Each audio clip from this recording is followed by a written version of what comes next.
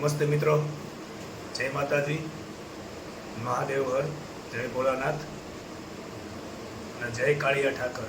આજે જન્માષ્ટમીના પવિત્ર દિવસે મેં અગાઉ કીધું હતું એમ કે ભાઈ જેમણે ધારી ગામને ઉજળ કર્યું, વેરાન કર્યું અને ચોક્કસ જગ્યાએ ડિમોલિશન કરી અને જે ગેરકાયદેસર રીતે કાર્યવાહીઓ કરી હતી અને ચોક્કસ વ્યક્તિઓને છાવરવામાં આવ્યા, એને આજે ઉઘાડા પાડવાનો દિવસ હું મારા વાયદા મુજબ અહીંયા ઉજાગર કરીશ.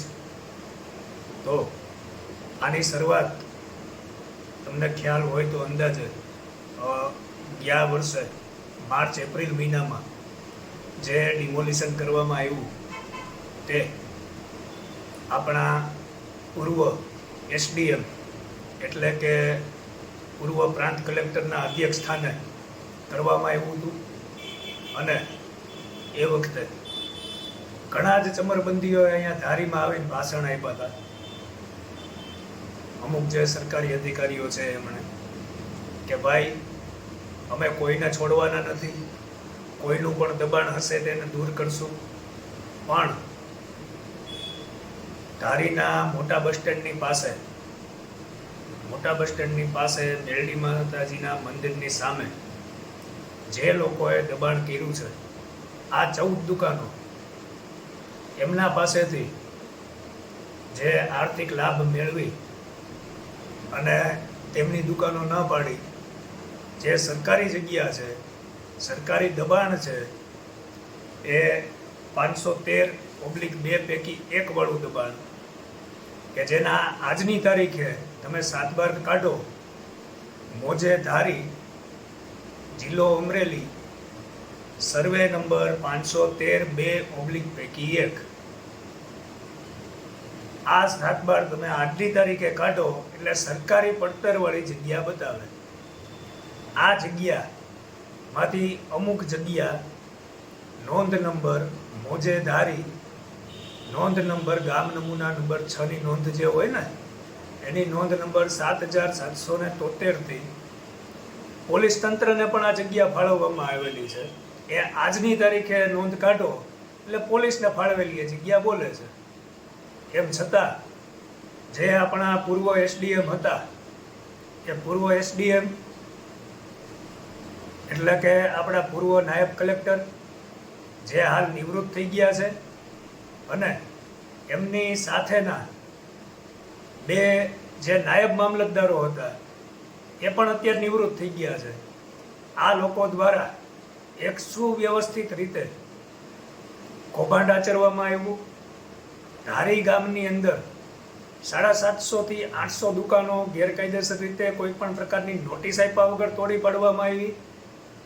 અને મોટા બસ સ્ટેન્ડની સામે મેરડી માતાજીનું જે મંદિર છે એની સામેની બાજુએ જે 14 દુકાનો છે, આ 14 દુકાન ધારકો પાસેથી જે 2 નિવૃત્ત નાયબ મામલતદારો છે ને એમણે વહીવટ ગોઠવો અને આ વહીવટના પૈસા આ બંને નિવૃત્ત મામલતદારો અને એક દુકાનદાર કે જેની ત્યાં આ બધાની બેઠક હતી, એ દુકાનદાર અને નિવૃત્ત મામલતદારો, નિવૃત્ત નાયબ મામલતદારો, આ ત્રણેય જણાએ થઈ અને જે પ્રાંત કલેક્ટર એ સમયના હતા 2023-24માં, કે જે અત્યારે નિવૃત્ત થઈ ગયા, એના સુધી આ વહીવટના પૈસા પહોંચાડ્યા.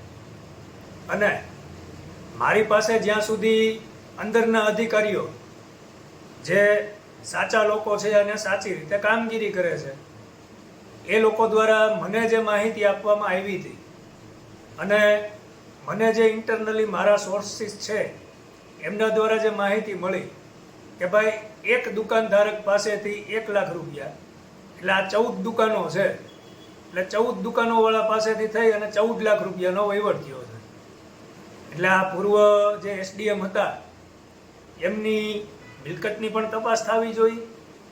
અને મને જ્યાં સુધી માહિતી છે ત્યાં સુધી એમણે પોતાના કોઈક સંબંધીના નામે ધારીથી તુલસીશ્યામ જવાના રોડ ઉપર અને બીજા એક વિસ્તારમાં સારી એવી જમીનો પણ લીધી છે. તો આ જે પૂર્વ એસડીએમ છે એની તપાસ થશે કે નહીં થાય એ તો ઉપરના લેવલેથી નક્કી થશે. પણ હાઈકોર્ટમાં મારી રીટ પેન્ડિંગ છે અને નામદાર કોર્ટમાં પણ મારી રીટ પેન્ડિંગ છે. એટલે ત્યાં આ અધિકારી શ્રી અત્યારે કદાચ પેન્શન મેળવતા હશે, પણ કદાચ એમનું પેન્શન અભડાઈ તો જશે તે 100%ની વાત છે. કારણ કે એમના દ્વારા જે કૌભાંડ આચરવામાં આવ્યું છે, આવી ધારીમાં અનેક જમીનો છે જે પ્રાઇવેટ વ્યક્તિઓને અને અમુક ચોક્કસ સંસ્થાઓને પધરાવી દેવાના કારસા ચાલુ થયા છે. અને મોટા બસ સ્ટેન્ડની સામે, મેરડી માતાજીના ફોટાની સામે જે આ 14 દુકાનો છે એ લોકોને સુવ્યવસ્થિત રીતે છાવરવા માટે હાલમાં પણ કૌભાંડ આચરવામાં આવી રહ્યું છે. એ પણ આપને હું ઉજાગર કરીશ. કારણ કે 17/5/2023ના રોજ જે ગેરકાયદેસર રીતે ડિમોલિશન કરવામાં આવ્યું, એના પછી મેં જે અરજી આપી હતી 17/5/2023ના રોજ કે ભાઈ જમીનને લગત કોઈ પણ અરજી હોય તો એનો 60 દિવસની અંદર નિકાલ કરવાનો હોય છે. પરંતુ આ અધિકારીઓ દ્વારા સુવ્યવસ્થિત રીતે એ મારી અરજીને દબાવવાના પ્રયત્નો કર્યા. સામદામ દંડભેદની નીતિઓ અપનાવવામાં આવી, પણ આપણે એકે રીતે ન ટીપા. અમુક જગ્યાએથી મને પણ આર્થિક ઓફરો આપવામાં આવી, એમાં પણ આપણે ન મંડાણા. અને મારી અરજીને જે દબાવવાનો પ્રયત્ન થયો હતો એના માટે થઈને મેં પછી લેન્ડ ગ્રેબિંગની અરજી કરી. તો આ લેન્ડ ગ્રેબિંગની અરજીને પણ દબાવવાનો પ્રયત્ન થયો. આ લેન્ડ ગ્રેબિંગની અરજીની તપાસ પણ નહોતી થતી. એટલે આપણે વડાપ્રધાનશ્રીની જે માનનીય નરેન્દ્રભાઈ મોદી દ્વારા પીએમઓ ગ્રેવિયન્સ ચાલુ કરવામાં આવી છે એમાં મેં રજૂઆત કરી. અને ત્યારબાદ મુખ્યમંત્રીશ્રીના સ્વાગત કાર્યક્રમમાં પણ રજૂઆત કરી. આ રજૂઆતની બાદ મારી લેન્ડ ગ્રેબિંગની અરજીની તપાસ ચાલુ કરવામાં આવી. હવે આ તપાસની અંદર જે પૂર્વ એસડીએમ અને 2 નિવૃત્ત નાયબ મામલતદારો એમના દ્વારા અધિકારીઓના કોન્ટેક્ટ કરી અને એક સર્કલ ઇન્સ્પેક્ટર અને એક રેવન્યુ તલાટી મંત્રી જેમણે સ્થળ ઉપર રોજકામ કર્યા, એ રોજકામની તમામ નકલો પણ આપણી પાસે છે સહી સિક્કાવાળી. એમના દ્વારા એવું લખવામાં આવ્યું કે પતરાના કેબિન, ભાઈ ગામનો કોઈ પણ વ્યક્તિ કે જિલ્લાનો કોઈ પણ વ્યક્તિ કે કોઈ પણ અધિકારી આ વિવાદિત સ્થળે જઈ અને ચેક કરો ત્યાં પતરાના કેબિન છે કે પાકા બાંધકામો છે. પાકા બાંધકામો છે એવા ખોટા રોજકામ આ અધિકારીઓએ, એટલે કે રેવન્યુ તલાટી અને સર્કલ ઇન્સ્પેક્ટર, એમણે રોજકામ એવા કર્યા કે ભાઈ પતરાના કેબિનો છે. અને મારી જે લેન્ડ ગ્રેબિંગની અરજી છે એમાં જ આ રોજકામ છે. અને એમાં એવું લખવામાં આવ્યું કે ભાઈ આ જગ્યા સરકારી પડતર છે અને એમાં વાદીનો એટલે કે મારો કોઈ અંકુશ નથી. પણ મારો અંકુશ ક્યાંથી હોય ભાઈ? સરકારી પડતર છે અને લેન્ડ ગ્રેબિંગ એક્ટ મુજબ કોઈ પણ વ્યક્તિ ગામનો કોઈ પણ સરકારી જગ્યા દબાણવાળી હોય એના વિશે અરજી કરી શકે છે, એવી કાયદામાં જોગવાઈ છે. એની કલમ 4 અને 5 વાંચો અને જે પ્રસ્તાવના છે લેન્ડ ગ્રેબિંગ એક્ટની એની વ્યાખ્યા અને ટૂંકી સંજ્ઞાઓ છે ને એ વાંચી જુઓ. એમાં કાયદાની અંદર સ્પષ્ટ જોગવાઈ છે કે ગામનો કોઈ પણ વ્યક્તિ ભલે એની માલિકીની ન હોય પણ સરકારી પડતર જગ્યા ઉપર દબાણ થયું હોય તો અરજી કરી શકે છે.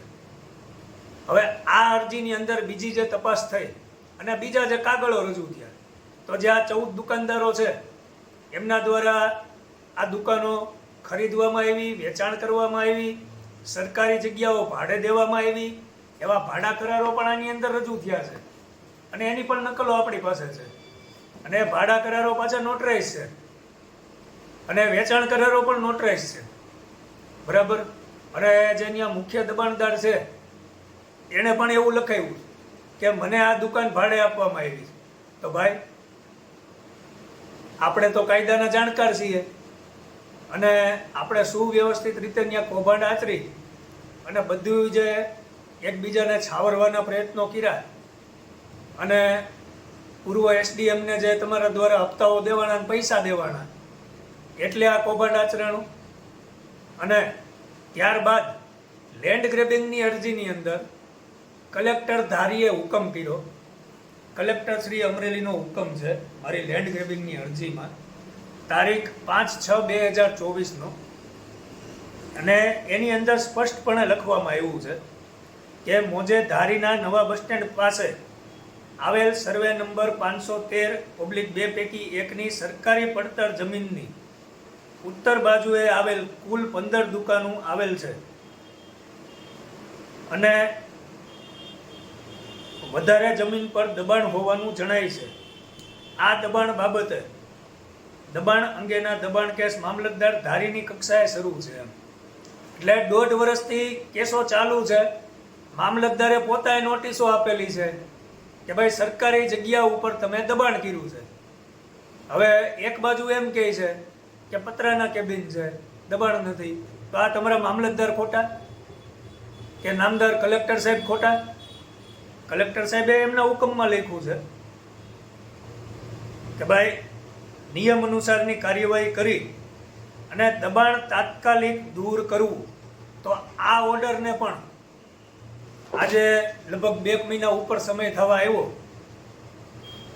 તો નીચેના અધિકારીઓ ઘોળીને પી ગયા. કલેક્ટરના હુકમને નથી માનતા એટલો તમે વિચાર કરો. એટલે આ દબાણદારો જે છે 15 દુકાનવાળા, એની વગ કેટલી હશે, કે એમણે વહીવટ કેવડા કર્યા હશે, કે એમણે આર્થિક લાભ કેટલો આપ્યો હશે અધિકારીઓને કે ભાઈ કલેક્ટર સાહેબનો હુકમ હોવા છતાં આ દબાણ દૂર નથી થતું. એટલે મારી વિનંતી એટલી જ છે કે મારે હજી બીજાને આમાં ખુલ્લા નથી પાડવા કે જે આ દબાણદારને છાવરવાનો પ્રયત્ન કરી રહ્યા છે. અને નામદાર કોર્ટની અંદરથી હું લેન્ડ ગ્રેબિંગનો હુકમ કરાવવાનો. ત્યાં જે 14 દુકાનદારોએ દબાણ કર્યા છે અને જે વહીવટ કર્યો છે એ 14 વિરુદ્ધ, એ 14 જણા વિરુદ્ધ આપણે નામદાર કોર્ટમાંથી હુકમ કરાવી અને લેન્ડ ગ્રેબિંગની કાર્યવાહી તો હું કરાવવાનો જ છું. એટલું યાદ રાખજો. મેં મૂકી નથી દીધું કે હું ભૂલી નથી ગયો, બરાબર.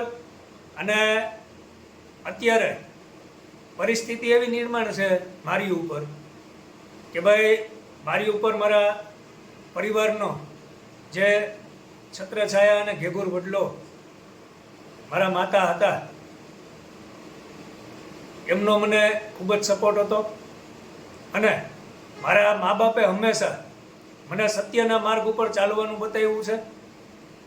અને એમના દ્વારા મને જે નાનપણથી માંડીને મારો ઉછેર થયો ત્યાં સુધી મને એવા સંસ્કાર આપ્યા છે કે સત્ય છે ને એને કોઈક ઢાંકવાનો પ્રયત્ન કરી શકે, છુપાવવાનો પ્રયત્ન કરી શકે, પણ 100 વર્ષે સત્ય બહાર આવે અને સત્યની હંમેશા જીત થાય છે. એટલું મને એમના દ્વારા શીખડાવવામાં આવ્યું છે. અને એમના જે સંસ્કારો છે અને મારા માતા પિતાની જે કર્મભૂમિ ધારી છે એના હિત માટે અને એના રક્ષણ માટે હું તમામ કાર્યવાહી કરવાનો છું. એટલી આપ સૌને બાંહેધરી આપું છું. અને આજે અધિકારીઓ દ્વારા અને દબાણદારો દ્વારા જે આંતરિક વહીવટો ગોઠવી અને જે કાર્યવાહીઓ અને મિલાપીપણા કરાવવામાં આવ્યા છે, જેમ કહેવાય ને કે ઓલા દલા તરવાડીની નીતિ કે ભાઈ વાડી રે વાડી હું રીંગણા લઉં તો લ્યો ને એ કે બે ચાર શું કામ કે 24-25 લઈ લ્યો ને. આ દલા તરવાડીની નીતિ જેવા બધા દ્વારા જે ખેલ કરવાના ચાલુ થયા છે એ પણ આપણા દ્વારા ઉપર કોર્ટના ધ્યાને હું મૂકવાનો છું. અને મારા પાસે તમામ રેકર્ડ છે જે સાચા ખોટા પંચનામા કરવામાં આવ્યા, સાચા ખોટા જવાબો લેવામાં આવ્યા, બરાબર. એટલે હવે બધા પ્રકારની તૈયારીમાં રહેજો. અને હું કોઈને પણ છોડવાનો નથી એટલું આપના દ્વારા ધ્યાન રાખજો. અને આજના પવિત્ર પાવન જન્માષ્ટમીના દિવસની આપ સૌને શુભકામના પાઠવું છું. અને જેમ ભગવાન રણછોડ દ્વારા આજના દિવસે અવતરણ લઈ અને અસુરોનો નાશ કરવામાં આવ્યો હતો, એમ આજના પવિત્ર દિવસથી જે ભ્રષ્ટાચાર રૂપી આ અસુરો આજની તારીખે આપણા સમાજની અંદર ફેલાયેલા છે અને ચોક્કસ લોકોને છાવરવાનો આ લોકો દ્વારા જે પ્રયત્ન કરવામાં આવે છે એ તમામને હું ઉજાગર કરીશ એટલું કહી આજે વિરમું છું. વંદે માતરમ. ભારત માતા કી જય. જય ભોળાનાથ. જય શ્રી કૃષ્ણ.